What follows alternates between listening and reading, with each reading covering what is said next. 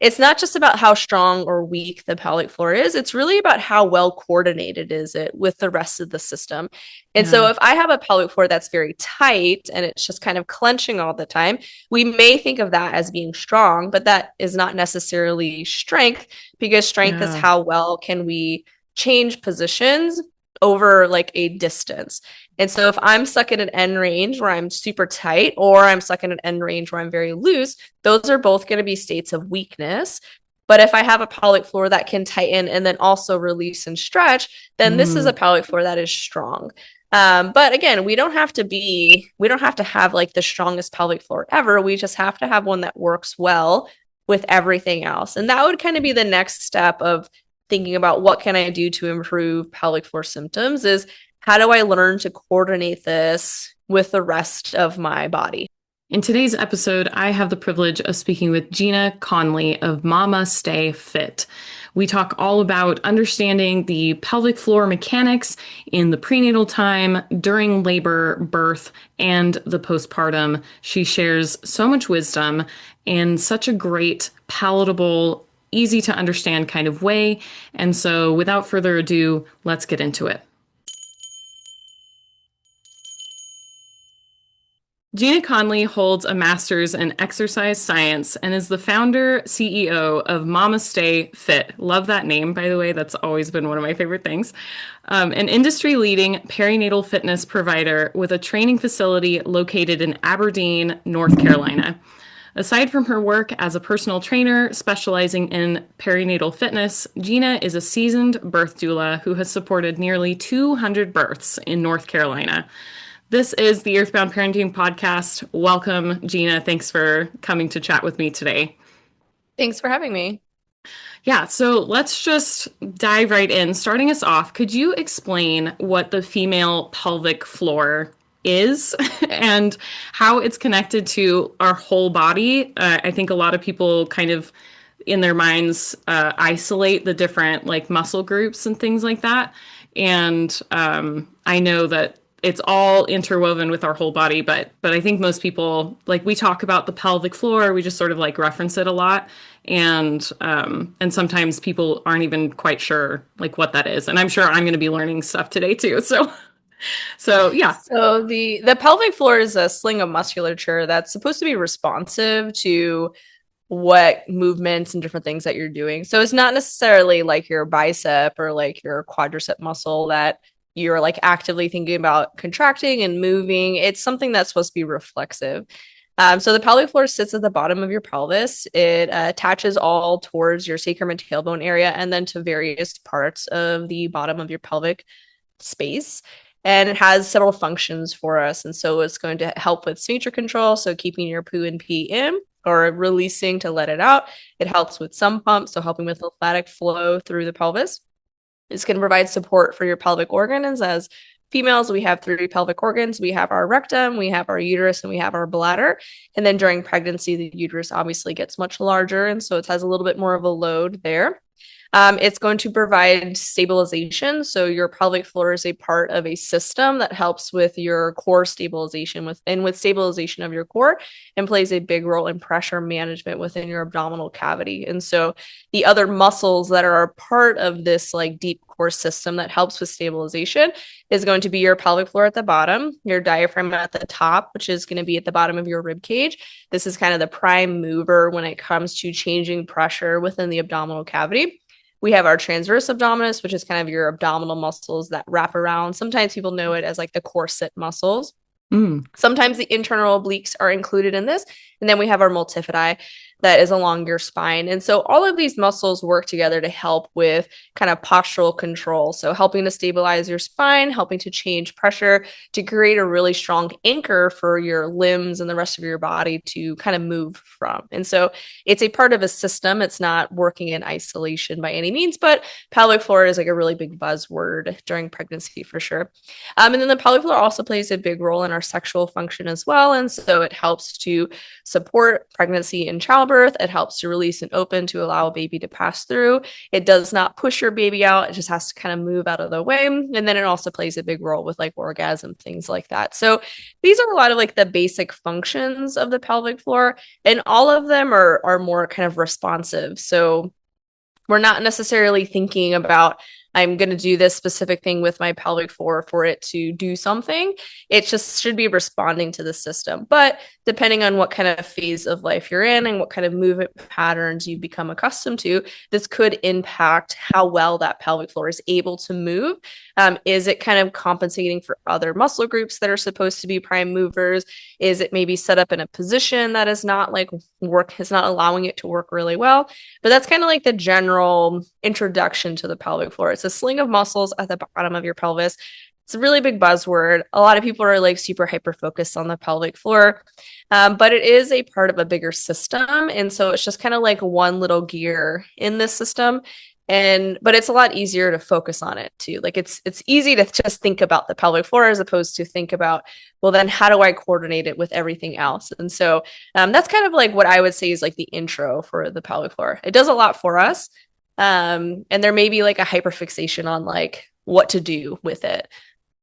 Yeah. Yeah. No, I love how you talked about how it's like tying in with our limbs, like it's an anchor, a stabilization system, and that sort of thing. And that's, I think, for women who have already had babies, we're really familiar with the idea of like laughing too hard and maybe peeing a little or that sort of thing. I talk about how for singers, like if we just had a baby and we haven't, re-strengthened our pelvic floor yet, or like, gotten back into our bodies fully and strengthen those different things, it can be really hard to like belt out a note, a high note, or especially, or something like that, like requires a lot of power. It's just fascinating how it actually works. And I love how you explained all of that. That's one of the things I love about your guys' work, is that like you guys explain things so well, it's so palatable, and like it computes, I think, everything, the way that you guys explain everything.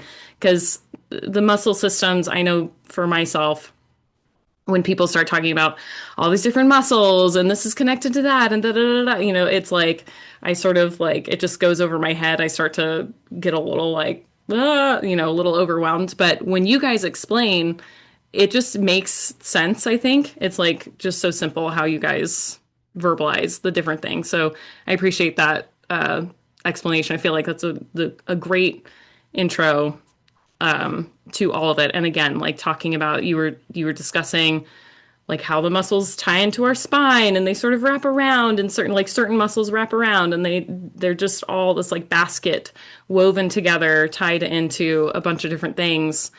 And I think a lot of people don't realize that even when we're like, I'm sitting in this chair, and if I need to lean over that way to sort of reach for something, that's engaging my pelvic floor. Am I correct in like, is that right? So it's not engaging like just your pelvic floor, but there is a response in your pelvic floor and the rest of the core system that is anchoring you to do that movement. And so I think when it comes to like postpartum, especially where we're all healing from pregnancy, we're all healing from birth. And we may start noticing a lot of these symptoms. And some folks notice more of this like pelvic floor symptoms, or I think dysfunction might be what it's referred to. It's sometimes scary to use words like that. We start to notice that more during this time frame. And so pregnancy is like a ton of increased pressure within the abdominal cavity. You have a whole baby that's growing in there. Our fluid volume is like double. So there's a lot more going on with the pelvic floor. Even in my own pregnancies, by the time I made it to the third trimester, if I was throwing up, I was going to be peeing a little bit, because it's just kind of at max capacity with the load that the pelvic floor can take. Now, when we move into the postpartum, we no longer have that internal pressure with the baby kind of helping to stabilize us. We have a core that has been kind of stretched for a period of time, a pelvic floor that if a baby had passed through it vaginally is stretched and healing. And the pelvic floor has a great capacity to heal, but it can take time. Like it's a very patient process. It doesn't happen instantly. It doesn't even happen within like when you're all clear at 6 weeks. There is like a tissue healing timeline that occurs for all of our musculature to include the pelvic floor and the rest of the core canister after giving birth. So it can be normal to experience some symptoms of like leaking or heaviness or something just kind of feels off down there.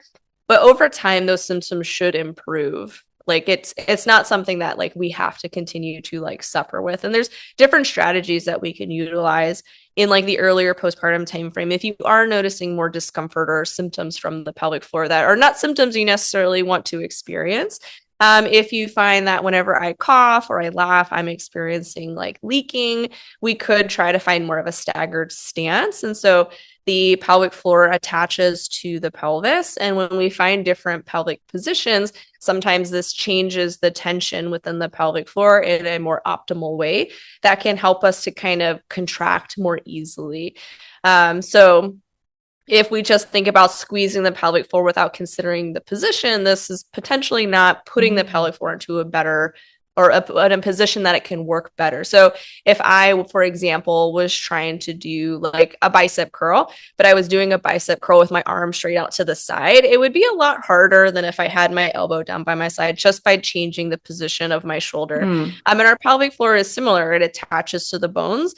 And when I kind of change the position of my pelvis, this is going to kind of set it up to work better. So if we're noticing like we're feeling heaviness or leaking, or maybe just even increased pressure in like the early postpartum time frame, just finding a staggered stance with left foot back and right foot forward can sometimes help to relieve symptoms. We can do external splinting, where you just essentially take your hand and press it against your perineum. You can also use like soft fabric or like a pillow or something against the perineum. That external pressure can sometimes help to counter the increased pressure from laughing or coughing or just even simply blowing your nose. So those can be two like simple strategies to kind of incorporate that can really help to relieve those symptoms of discomfort, because nobody wants to pee themselves. Like nobody wants to be in pain by any means. And so if we can think about how can I position my pelvis and my pelvic floor in a way that it can work better, and what other strategies can I add in to help me be more comfortable, like I'm all for that kind of stuff. And then we can continue to add on to that, where understanding that the pelvic floor is a part of this larger system, and a key component of being a part of a system is learning how to work together. And so there is benefit to thinking about your pelvic floor in isolation, just to figure out where it is. Like, okay, there, my pelvic floor is there. I can see or feel my pelvic floor. But we want to be able to integrate it with the rest of the system, because it's not just about how strong or weak the pelvic floor is. It's really about how well coordinated is it with the rest of the system. And so if I have a pelvic floor that's very tight and it's just kind of clenching all the time, we may think of that as being strong, but that is not necessarily strength, because strength is how well can we change positions over like a distance. And so if I'm stuck at an end range where I'm super tight, or I'm stuck in an end range where I'm very loose, those are both going to be states of weakness. But if I have a pelvic floor that can tighten and then also release and stretch, then this is a pelvic floor that is strong. But again, we don't have to have like the strongest pelvic floor ever. We just have to have one that works well with everything else. And that would kind of be the next step of thinking about what can I do to improve pelvic floor symptoms, is how do I learn to coordinate this with the rest of my body? How do I learn to coordinate, like every time I take a step, my pelvic floor is responding in the appropriate way? And it can be kind of frustrating at first to figure out like what all these little things that I have to do of like, okay, well, when I step, what is my pelvic floor supposed to do? Like, we don't necessarily need to think about it in that type of detail, but at first it is going to be a little bit like, okay, when I inhale, I feel this lengthen, and when then I exhale, I feel it shorten and contract. And so there's going to be a little bit more mindfulness to it at first. And then over time, as your body gets stronger and as this coordination starts to kind of reconnect, it becomes a little bit more automatic. We don't have to think about it quite as much. And so with this kind of like pelvic floor healing, we're thinking, okay, how do I coordinate it with everything else? And kind of the foundation of that is going to be with our breath, because the pelvic floor is a part of the deep core system. And what kind of moves and stabilizes our deep core system is our breathing. And so when I inhale, do I feel more lengthening within the pelvic floor? Do I feel more lengthening within the backside of my body? When I exhale, am I able to contract and lift my pelvic floor up? Can I pull my abdominal wall inside? Can I kind of like pull belly to spine? Some people hate that cue. I think it's a really helpful cue. And so can I think about how is my pelvic floor just kind of responding to my breath? And then we can add on to that. Okay, well, now I'm thinking about how's my pelvic floor moving with my breath. Well, now I want to move my arms and legs as I do my breathing. So how am I coordinating that breath to the movement of my extremities? And we can do this in floor-based movements at first, so kind of all your like deep core exercises. But then we do want to get up on our feet. We want to be on our feet and figure out, how do I breathe and maintain my position while my hips extend as my arms reach overhead? And then we can start adding load. Weight training for women is incredibly beneficial. We go through a lot of mineral and kind of nutrient changes throughout pregnancy. And one of the things that can impact us is we're more prone to developing osteoporosis later in life, which means your bones lose density. They're not as strong, they're a little bit more brittle. And things that can really impact us in our older years is if we have a fall and a bone breaks. These are some of the things that cause people to die. Like, it's kind of a Yeah. big deal. And so if we can start to incorporate some of that strength training, even in this postpartum phase, obviously with them, we're not trying to like go to the Olympics, or I mean, some people might be, but like we're doing it within reason. We're just increasing Right. some load. Not only is this going to help us like long term, this is also going to help us short term as well. Because when we add load, it helps our muscles to get denser. It helps them to get thicker and stronger, which is what we want our pelvic floor to do. We want our pelvic floor to be stronger so it can respond to more demand, to more pressure increases.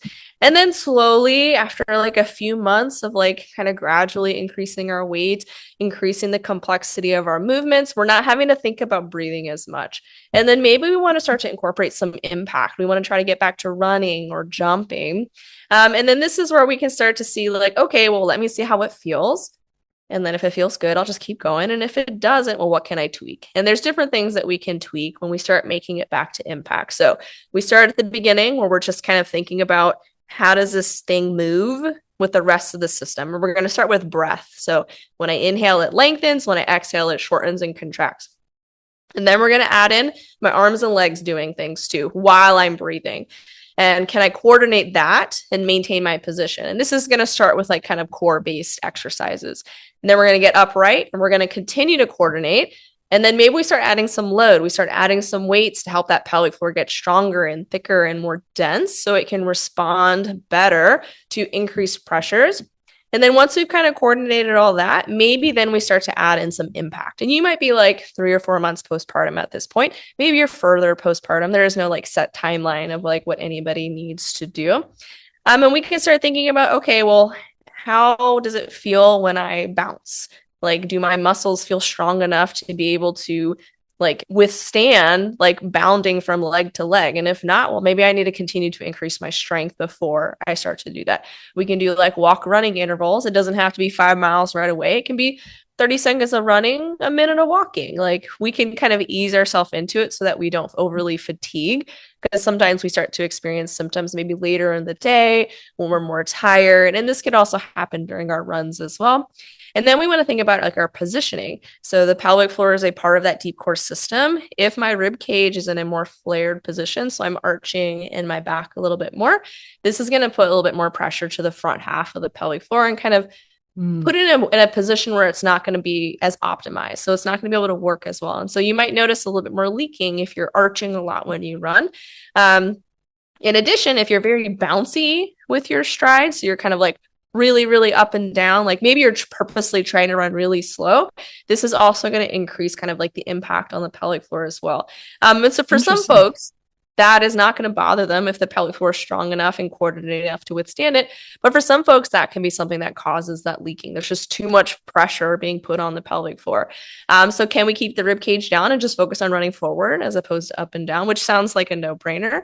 And this can sometimes help to improve those symptoms as well. And so healing the pelvic floor after birth is really just a very patient and slow process. It can be very frustrating. It can take a long time.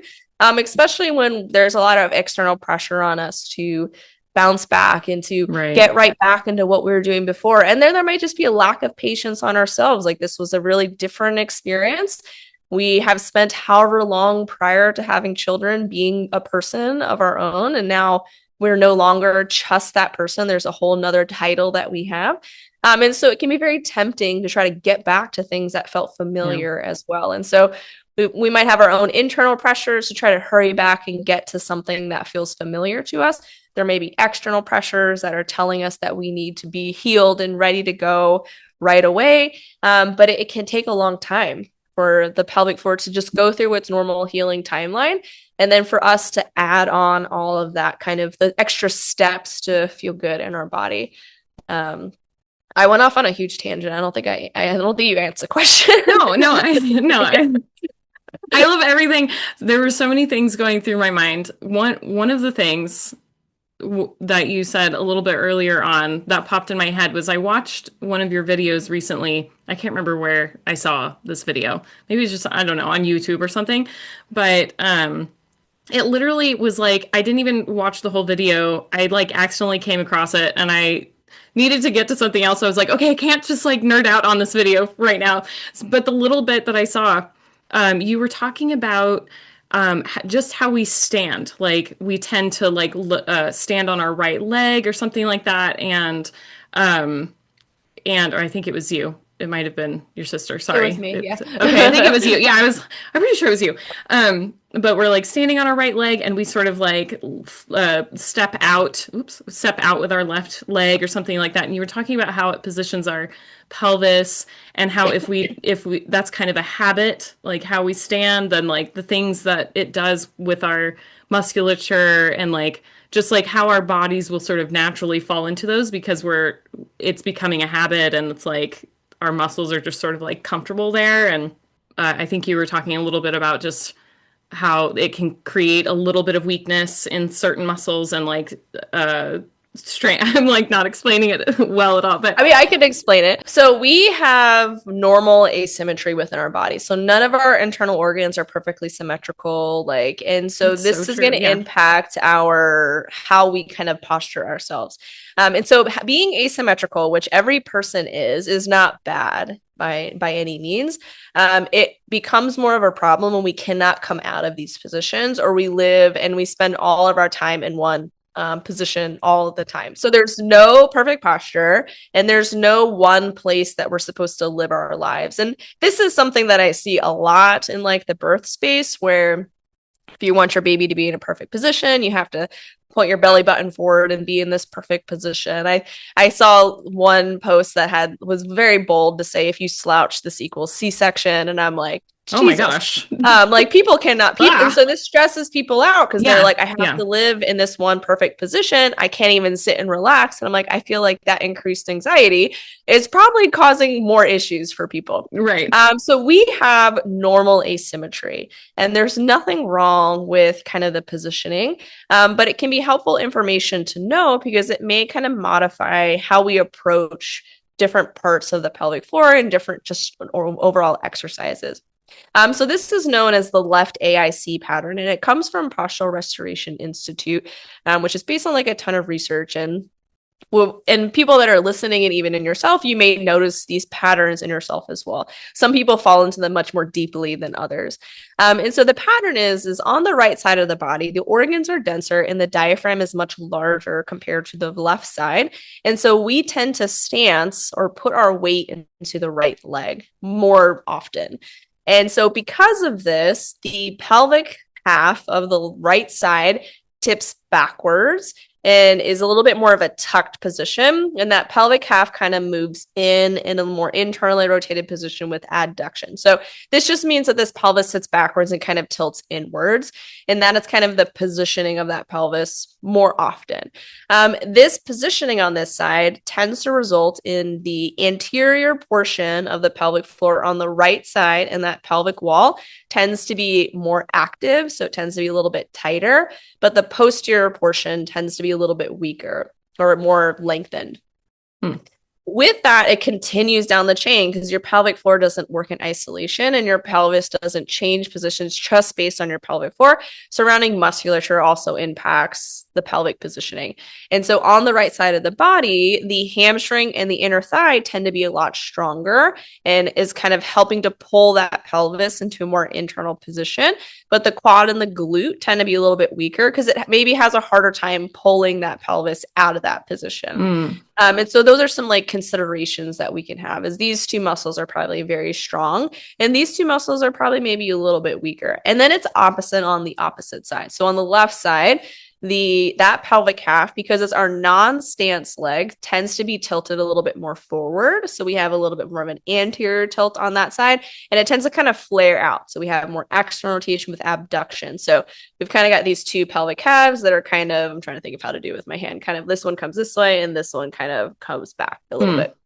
And so on the left side, with the pelvic floor specifically, the left posterior pocket, or the back half, so essentially between like the tailbone and the side of the pelvis, is a little bit shortened, and the left anterior portion tends to have a little bit more length because this hip tends to favor a more open position. So right hip is more of a closed hip, left hip is a more open hip. And so the muscles that kind of correlate to that is the quad and glute on the left side tend to be stronger, and the inner thigh and the hamstring on the left side tend to be weaker, just based on kind of how the pelvis is tilting itself most commonly. And so that by itself is not a problem. Like, it's not a big deal if that is your normal orientation. The big deal is then when you put your weight into your left leg, does your left hip find the stance position, and does your right hip find a more open position? And then when you switch, like, our pelvis should be able to change positions. We just happen to sit a little bit more on that right side when we're resting, when we're just kind of hanging out. And so if we understand the normal asymmetry of the pelvis and the supporting musculature, when we're experiencing issues, if we consider the asymmetry and how that may be impacting it, it can sometimes quickly resolve problems. So at the beginning, I talked about finding a staggered stance if you're experiencing leaking or heaviness. By bringing the left foot back, we bring that hip into a more backwards position, and the right hip comes more forward. And so we're kind of bringing us into the opposite orientation that we're accustomed to. And sometimes that can help the pelvic floor figure out what it's supposed to do more optimally by just staggering that left foot back and putting a little bit more weight into the left foot.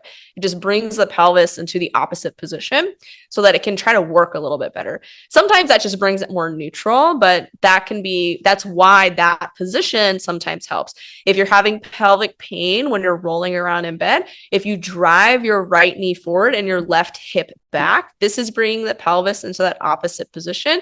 And then we can add a squeeze between the thighs, help you change positions without being in pain, just because we find the opposite position that you probably don't spend a lot of time in. If we have pelvic pain during pregnancy, sometimes doing exercises that are one-sided that help to bring that pelvis into the opposite position can be really helpful. So if you have more left SI joint pain, learning how to shift your weight into your left leg and finding that more closed hip position can usually resolve that pelvic pain. If you're having more right SI joint pain, you probably spend a lot of time on your right leg. Well, can we try to help you shift over to the left more optimally? Can we help you kind of load onto the left side a little bit more? And so there's different strategies that we can utilize if we are experiencing discomfort, that just by considering asymmetry can be really, really helpful. And then obviously it gets even more complex than that. We do have a bunch of videos on our YouTube channel that are, if you just look up 30-minute pelvic floor workout, where we walk you through, on the right side, you can do it like this, and on the left side, you can do it like this, so that it becomes a little bit more clear, I think, when we start feeling it within our own bodies. Yeah. But you'll find that if we think about the asymmetry and we start to really understand it, it can really help to resolve a lot of issues that people may be experiencing. There are so many supplement brands out there these days, it can be difficult to decide on just one. So let me make it a little easier on you by suggesting We Heart Nutrition. We Heart Nutrition offers non-GMO, third-party tested men's and women's multivitamins, pregnancy and postpartum essentials, magnesium, and more. Their supplements are gluten-free with absolutely no artificial flavors or added preservatives. They're also pro-mama, pro-baby, and pro-life. 10% of each purchase is donated to pro-life pregnancy resource centers across the US. Check them out if you're searching for quality supplements from a brand with shared values. Use the link in my show notes or use code Earthbound to get 20% off your first order at We Heart Nutrition.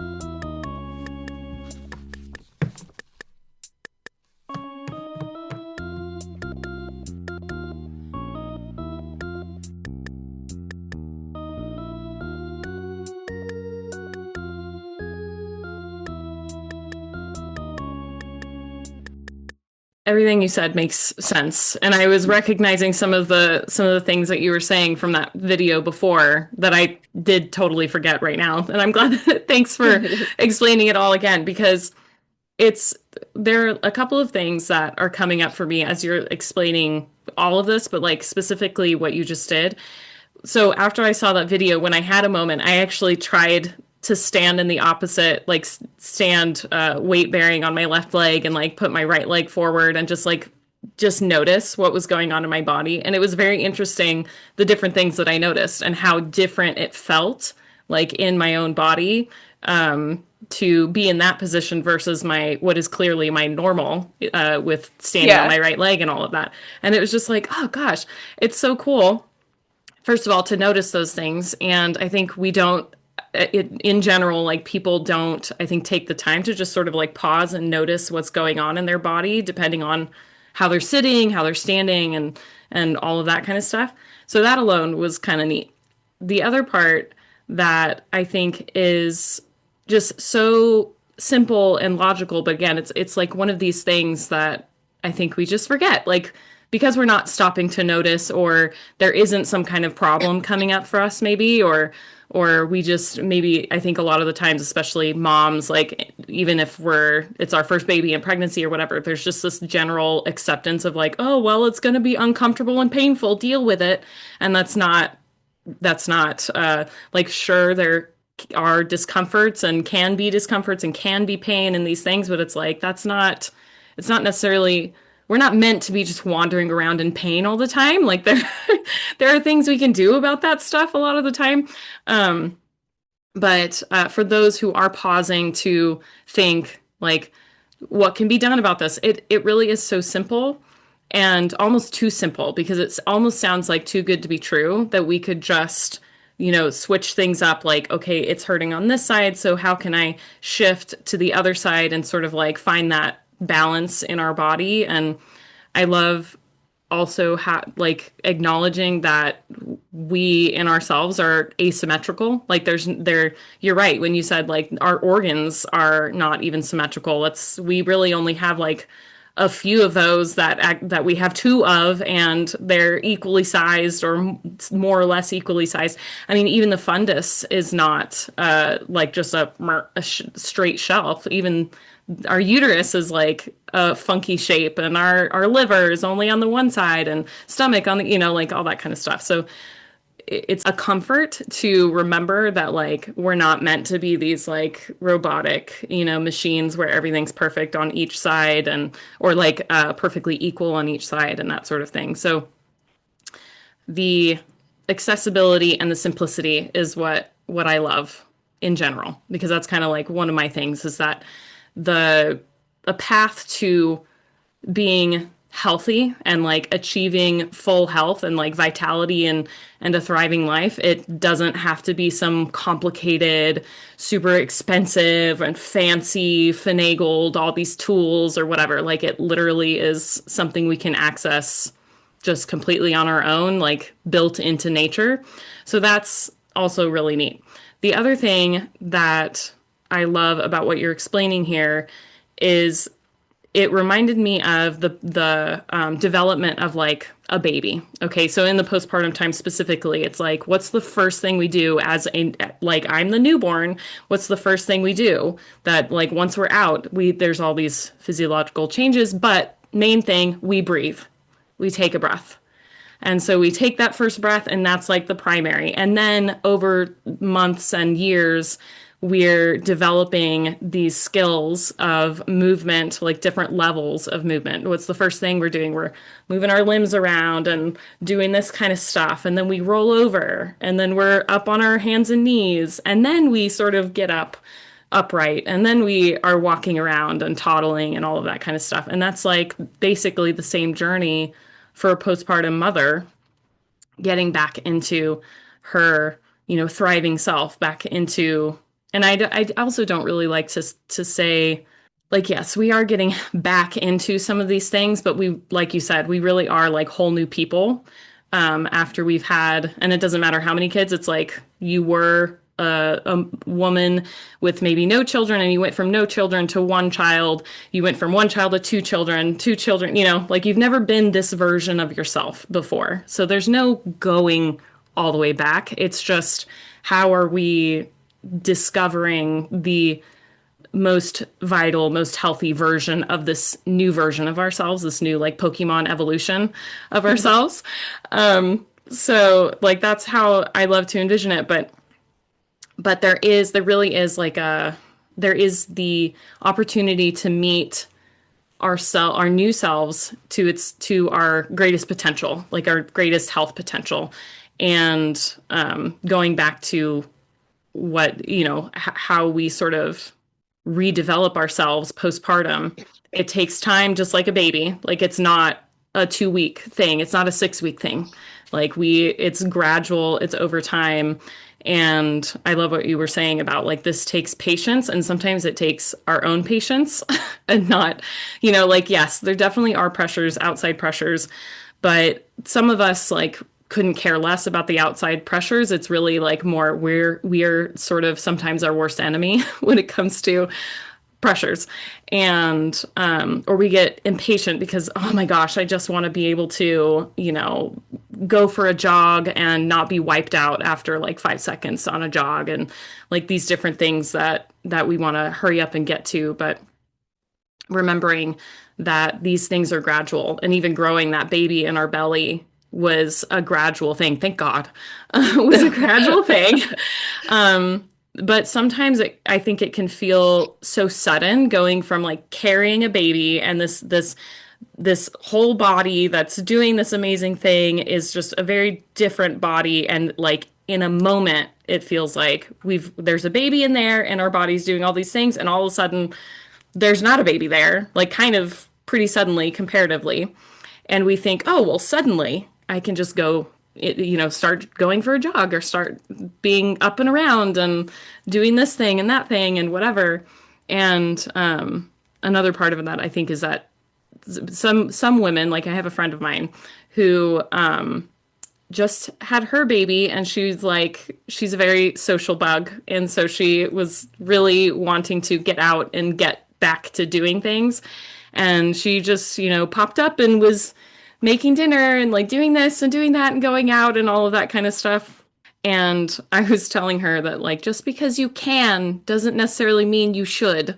And I feel like that's like one of the things that I think is a little bit a part of the patience journey with all of that, like allowing for our bodies to do what they were designed to do, and that it's gradual. And then again, what you were discussing or describing with like these simple gradual things, like simply remembering how to breathe or learning how to breathe again without a baby in there and all of that kind of stuff, and how it really does impact our pelvic floor health, but like our musculature and all of that. It does impact that, even though it can feel too simple, too easy. Like it makes a big difference to take those gradual steps and all of that. So again, I love everything you said. I appreciate all of those explanations. I think it's really important and really help. I mean, this is partly why I asked you on, because I wanted people to consider like what's actually in our bodies, what's actually going on, how it's all sort of coordinating and dancing together, weaving together, to create these functions that we're able to do. Because I think people don't always consider the reality of how our body is woven together until something is like dysfunctional, something is not working, and then it's like, oh wow, I didn't realize how much that impacted, you know, all these other things. So I think it can be really helpful for people to hear again how our body interacts with itself, so that they've got that in their mind before, you know, God forbid something maybe does happen for them where they're having to like, you know, strengthen. And another part of what you said, the value of keeping our muscles and our core structure and our pelvic floor dynamic. That's rather than just like, oh, it's really strong or oh, it's really weak. It's the dynamism, I think, that makes it function to its best. Like you were saying before, like a super strong pelvic floor versus a super loose one, like neither one of those is great. We need to be able to not coordinated. We need to be able to do both. So we've talked a lot about the postpartum, and I am very glad for that because I definitely wanted to get into that.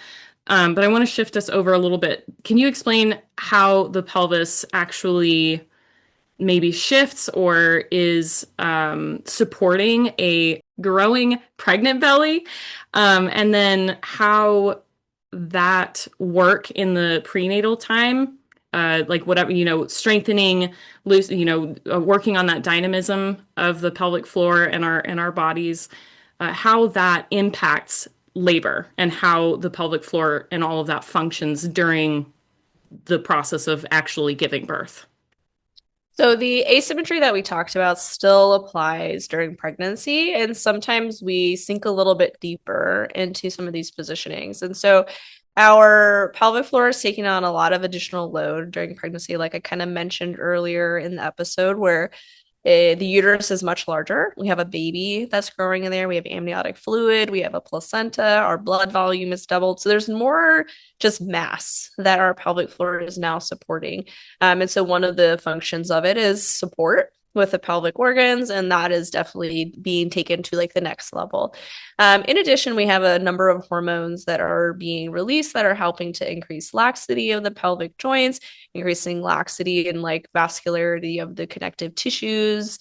And so there's just a little bit more like flexibility within like the pelvic outlet, the pelvic floor, within the bones of it. And so we have greater movement capability of the pelvis, especially as we get towards labor, which is important. We want our pelvis to be able to open more to allow a baby to pass through it. Like that is a beneficial thing.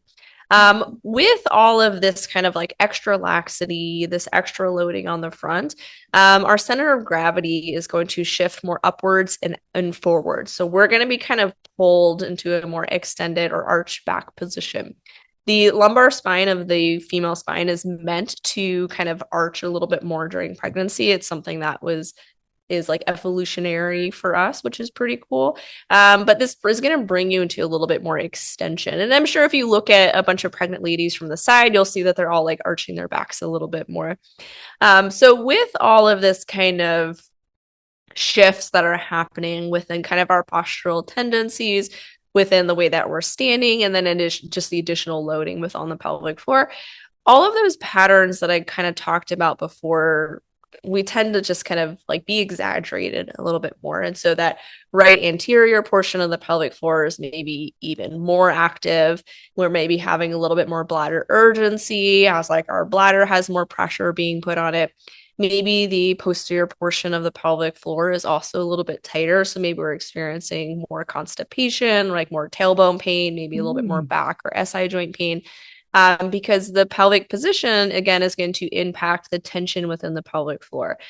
So when we have a little bit more of extension in the spine, the front part of the pelvic floor is going to have a little bit more length to it, while the back half is going to shorten a little bit more. So this is, again, going to impact kind of the tension within the pelvic floor. Now, why does that all matter? Like, okay, cool, Gina, like the pelvic floor has a little bit different tension. Remembering that our baby has to eventually pass through that pelvic floor. Yeah. And it's just so this is going to impact one, how well your pelvis can change position and open, which is going to impact how baby can position themselves to move through the pelvis and then ultimately through the pelvic floor.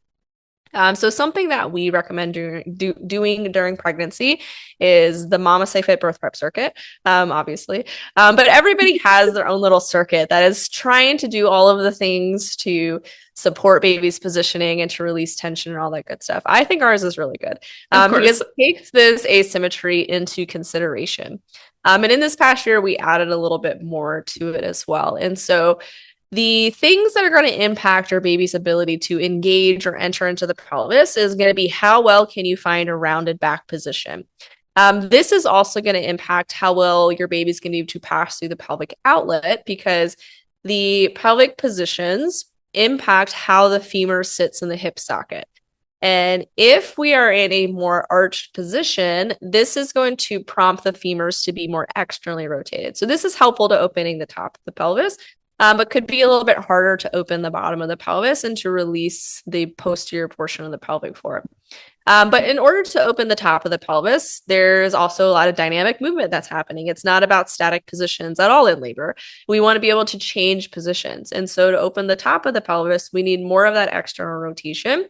But we also need to be able to find pelvic tilting from front to back. So more of that anterior tilt is helping to change the pubic bone angle, making it easier for baby to drop into the pelvis. But a posterior pelvic tilt is also helpful to creating space in the posterior inlet to also help baby engage into the pelvis. And so we want to be able to find both. But the good news is during pregnancy, you're really good at extension and you're really good at external rotation. So what we kind of like hyper focus on within our circuit is helping you find that rounded back position. So if we can find a more rounded back position, this is going to help baby kind of drop into the pelvis a little bit more. The other thing that it's going to help to do is it's going to help to offload the front part of the pelvic floor as well, which if the anterior portion of that pelvic floor is very active, this is going to kind of decrease space in that posterior portion of the pelvis and kind of push baby forward so they overlap the pubic bone. So if we incorporate movements that help to kind of release this overactivity in the anterior portion, it can help the baby drop back and engage into the pelvis. So that's kind of like the first thought. So we're doing back expansion exercises where we're breathing in a more rounded back position. We're doing lat releases so that we can find a more rounded back position. And we're doing hip flexor releases so that we can improve pelvic mobility front to back and spinal mobility front to back. So those are kind of like the first three movements of our circuit. It's just focusing strictly on that. Other exercises that you can incorporate to help pull your body into that position, because our muscles only have the ability to pull, not push. It's going to be movements that help to strengthen the hamstring musculature, that help to strengthen the core musculature. So those kind of two are going to kind of pull the pelvis into a more rounded position. And you could absolutely do core exercises during pregnancy. We're going to focus more on like upright kind of rotational movements, like movements where you're resisting like farmer's carries, maybe like Pallof presses, as opposed to like crunches and sit-ups. That makes sense. So we can still do core work though. It's just going to maybe we might be limited on like certain types, like abdominal flexion exercises or hanging from a bar, for example, may not be as optimal. If you do them, it won't like ruin you or anything, but it probably will be really uncomfortable. Like you'll probably feel like a lot of straining on your abdomen. The next portion of our birth prep circuit is going to be focusing on that asymmetry aspect. And so remembering that that right anterior portion is very active and that left posterior pocket is also very active, we're focusing on kind of releasing those so that we have the opportunity to change position. So releasing them is not going to push the pelvis into a different position, but it's going to make it easier for the other quadrants to shorten and change the positions of the pelvis. So that anterior portion, we can release more with kind of like groin and inner thigh stretches. So we're thinking more open hip positions, or we're feeling more of a stretch in kind of the inner thigh.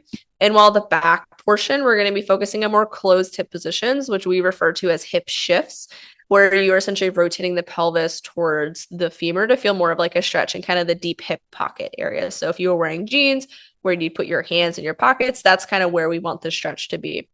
We're going to be focusing on the right anterior, so more right-sided groin stretches, and left posterior, so left-sided hip shifts. If you do it on both sides, it's fine. It's not going to like hurt you, but we like to kind of hyper-focus on the parts that are probably a little bit tighter for most people. And when we kind of release the uneven tension within the pelvic floor, and then you can add on the strengthening aspects. So for the right side, I may focus on more like holding weights on the same side. So holding the weight in the right hand on the right side of the body, which is going to emphasize a little bit more of an open hip position. I'm focusing more on like upright movements that are strengthening like the quad and glute musculature. So like lunges and squats.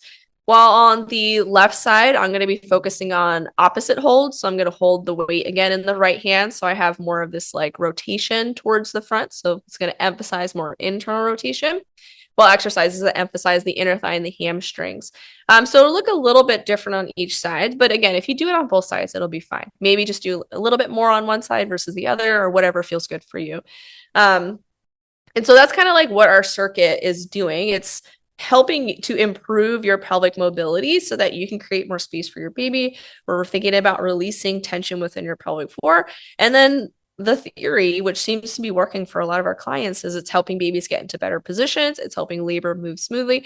And it's also helping people be more comfortable during their pregnancies. Can kind of like we were talking about earlier, Yeah. there really are simple fixes to the problems and the discomforts that we may be feeling during pregnancy. And a lot of them kind of really relate to asymmetry and have we sunk too deeply and can we not change positions well? Once we can improve pelvic mobility, we can improve the overall tension within the pelvic floor and the dynamic ability of it.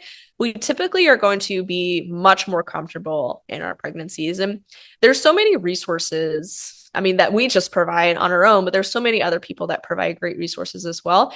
And so a lot of this may feel very overwhelming of like, okay, well, this is a lot. Like, how do I even do any of this? And it's really easy to be like, never mind.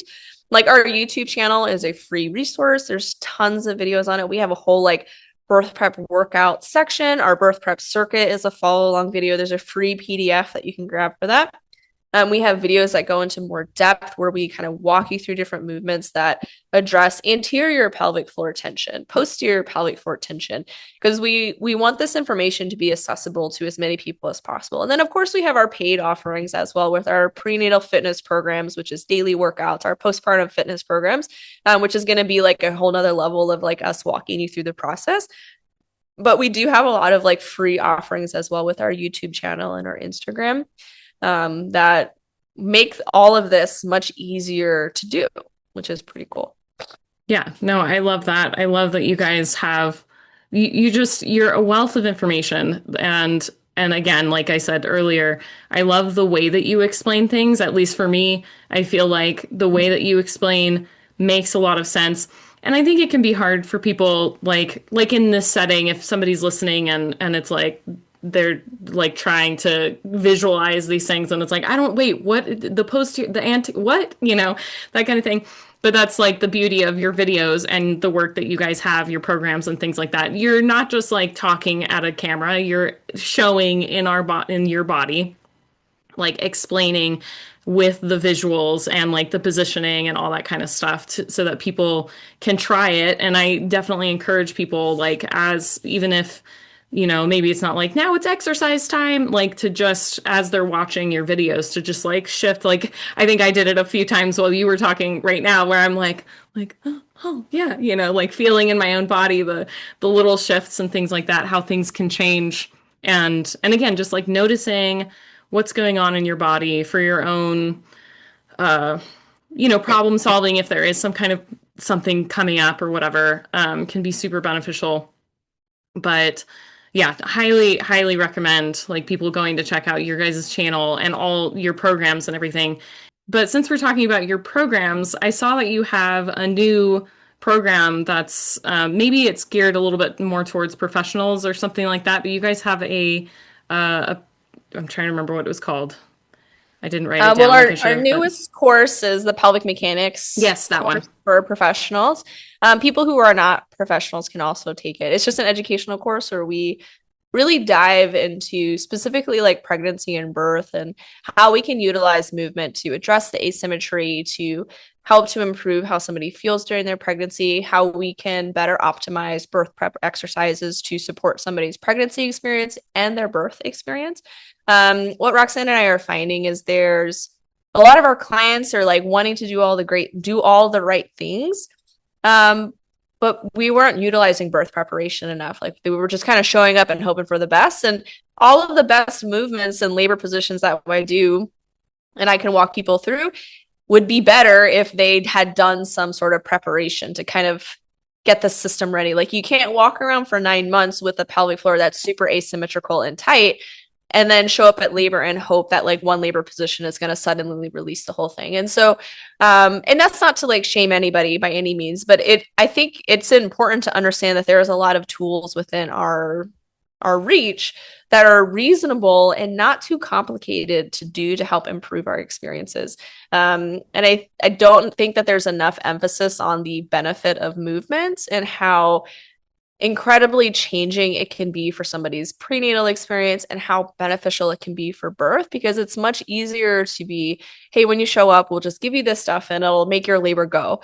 And then like a baby's in a funky position or like something's going on where we're not able to find certain types of space within the pelvis where it seems like, oh, you have a narrow pubic arch or this is that. And that's really like could be resolved with improved mobility.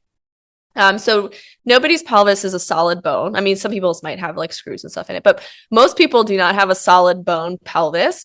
There's great movement capability. And if we can help to improve that mobility during pregnancy, it's going to help birth be better and be more enjoyable and improve satisfaction of our patients and clients. So that's what the course is. I think it's like a 9-hour course. It's pretty long. There's a lot of information within it. Right now you can get nursing credits or you can get ICEA credits. So there is continuing education by taking it.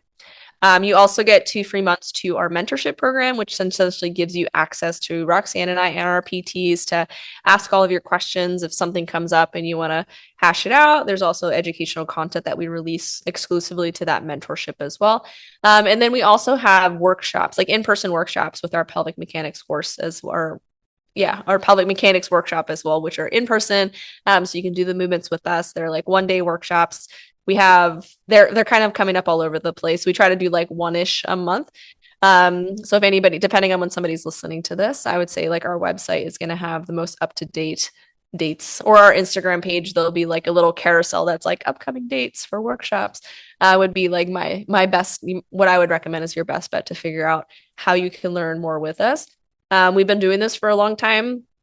I think almost a decade now. We have a lot of experience. We are very passionate about wanting people to have access to this information and having professionals know this stuff because it makes a big difference in how people feel during their pregnancies and how they feel during their births, which is going to impact the next generation. Because now we have mothers that feel more confident, that feel good about how they were treated during their pregnancies, how they were treated during their births. And that's going to really impact how they then can go into motherhood, which I think is a really, really big deal. So yeah, that's what we Yeah. do. Yeah, no, I love all of that. The preparation aspect of the childbearing year is what I definitely emphasize with the families that I serve. And I've taken a training in perinatal fitness. It's, I'm not a fitness trainer, but I learned a lot through that training.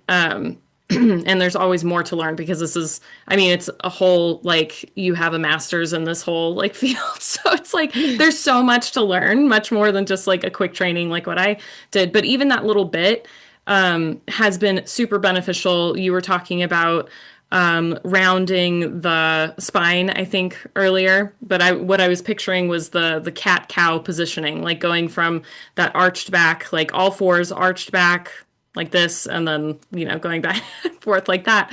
And there was a birth that I had witnessed where I suggested that she do those movements during contractions because she was really struggling, and like just that alone. And it was like, I don't think I was even done with the training at that time. Like it was just that little bit of information made a big difference for her and her experience. She was able to like progress forward much more comfortably during labor, just that little bit.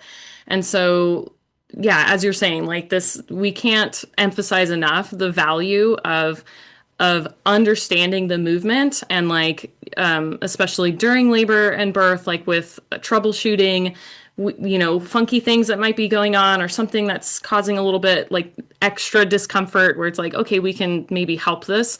But preparing our bodies, going through these movements prenatally to prepare for the event. So like you said, like we're not just immediately like, okay, now all of these are going to fix all of the problems, you know.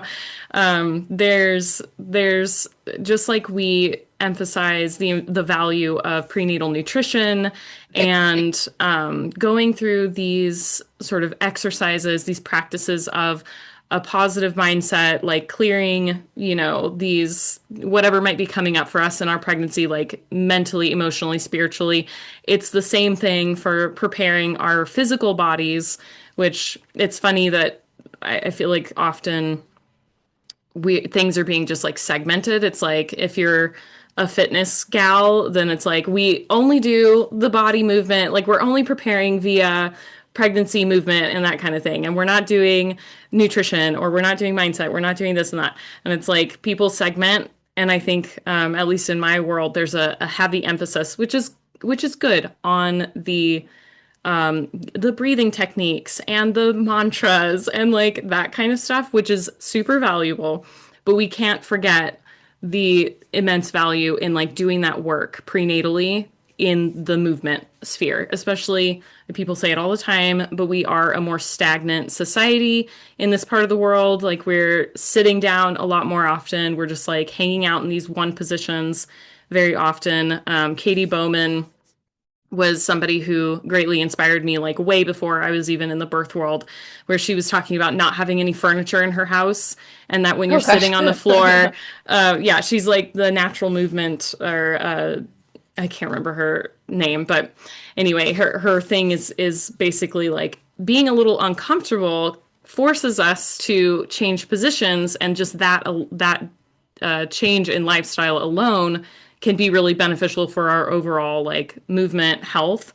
And thinking back on that as it applies to pregnancy and all of that, like changing positions is what makes a big difference. And especially if we're doing intentional movements with knowledge around it, we're not just sort of accidentally falling into the, like it can benefit us if we're accidentally moving around a lot. Like I'm sure our ancestors were more so just accidentally falling into dynamic positions because it's just like their life to be doing this over here and this in the garden and picking up children and carrying water and like all these different things. Whereas today we're not, we just boop, turn on the water, just grab something out of the fridge. You know, we're not up, down, and all around. So we have to be more intentional.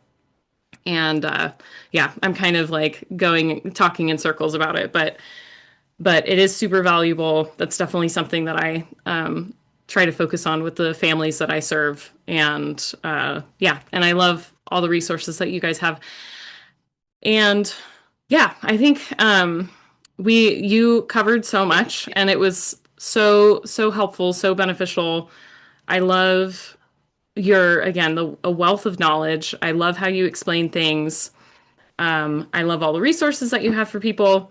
So thanks again. Can you remind everybody what your website is and your Instagram, where they can find you? Of course, I'm going to have everything linked in the show notes, but just for anybody who might be only listening, could you please share that with us now?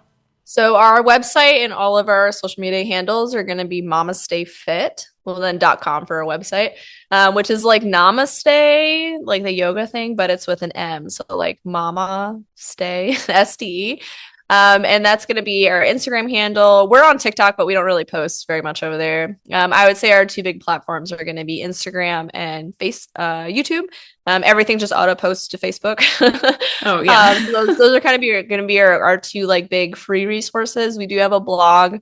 We do have a podcast as well, which is also the MamasteFit podcast, just to keep everything super simple. And then on our website, we have all of our education courses, both for families and for professionals. I speak much more clearly than I did right now. And then we also have our fitness programs. And so with our fitness programs, we have kind of two options. For pregnancy, it's going to sync to your week of pregnancy. It's either going to be self-paced workouts within the Team Builder app, which is going to be more of like our strength training programming. And then we also have a video-based one. So if you prefer to follow a video at the same time. Both of those are going to sync to your current week of pregnancy. And for postpartum, we have the same where we have a video-based and a self-paced one. The self-paced workout does come with all of the videos as well for the first 24 workouts, and then it kind of continues from them. We have a lot of different options for postpartum. If you just want general strength and conditioning, if you want to get back to running, if you want to get back to Olympic weightlifting, we do have a bunch of different options. And then for those of you that are beyond this phase, we do have our Beyond Postpartum Strength programming, which is going to include all of the asymmetry work, all of the accessory work. Our programs are really known for having a lot of accessory work because it is super, super beneficial. And a lot of folks report back that they feel much more stable within their bodies. Their knee that used to hurt doesn't hurt anymore. Their hip that used to hurt doesn't hurt anymore, because of all of the extra kind of little work that we incorporate within our programming. So we do have a lot of options to support you with movement during pregnancy, during the postpartum and beyond. And then tons of education courses if you want to dive deeper with us on any of these topics. We try to be as digestible as possible because these can be really complex and feel very mysterious and scary. And we would like you to not feel scared as you navigate your pregnancy and your birth experience. So yeah, that's what we offer. I love that. I actually didn't know about the Beyond Postpartum offer that you have. And like, that's brilliant. I love that. I love how you guys set people up for success. Again, like reaching the greatest potential of their, like the new version of themselves. And I love that you encourage, like exploring some of these things that, I don't know, I think moms especially, we kind of sell ourselves short sometimes. Like like you said, Olympic weightlifting. Is that what you said? Yeah. I heard the word Olympic and I was like, whatever. That just feels like so beyond. But you know, like that's the kind of stuff that like, let's say you never were anywhere near an Olympic weightlifter, you know, before having a baby. And now, you know what? Like the world is your oyster. Like go do it, you know? And I love that you provide those pathways for people to, you know, find the best new version of themselves. I think that's really cool. Really, that's so inspiring. Well, thanks, Gina, again, for meeting with me, for talking about everything we talked about, for sharing so much wisdom with us and all these great offers that you guys have. And yeah, I really appreciate you coming on and talking with me today. Thank you for having me. I hope you enjoyed that conversation that I had with Gina. I definitely learned a lot. I hope you learned a lot. And more importantly, I hope that you walk away from this conversation better understanding how our pelvic floor is woven together with the rest of our body, the things that you can do that are absolutely attainable, that you don't need a bunch of fancy stuff to accomplish, to find the healthiest version, the healthiest new version of yourself as you're going through your childbearing year and beyond. Feel free to share your input in the comments below and try to keep things civilized. As always, remember, we can only do our best with the tools that we have. And with that, bye-bye for now. Did you know I have a newsletter? If you want to hear about upcoming cohorts, programs, or event updates, and have everything delivered straight to your inbox, head over to my website, earthboundparenting.org, and sign up for the newsletter at the bottom of the page. I only send emails when I have something to share, and often send a little personal note at the end of the news breakdown. So again, if you want to hear from me on the regular, sign up for my newsletter and stay in touch. Intended for educational and entertainment purposes only. Nothing in this video is medical or legal advice. By engaging with this content, you agree to take full responsibility for your own experiences and decisions as a result. Everything on this channel is property of Prudence Ministries, a private healing association, unless otherwise stated. Blessed is Adonai, divine sovereign, who brought us to this place and this time for this purpose.